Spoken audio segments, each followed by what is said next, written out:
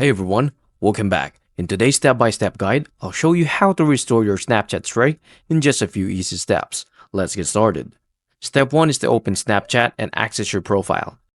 Launch the Snapchat app and make sure you're signed in. Tap your profile icon in the top left corner of the screen and then go to the settings. Tap the gear icon in the top right corner and open the settings menu. Report a lost Snap strike. Scroll down to the support section. And then step 3, tap on I lost my Snap strike under the support option. Snapchat will guide you through the process with detailed steps to recover your strike. Step 4 is to submit a request.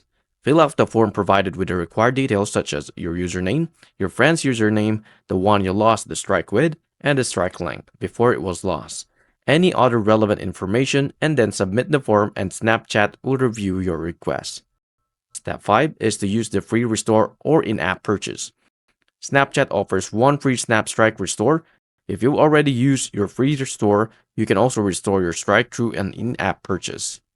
Step 6 is to keep the strike going. Once your strike is restored, make sure to maintain it by sending Snap back and forth with your friend every 24 hours. And that's how you can easily restore your Snap Strike. I really hope this helped.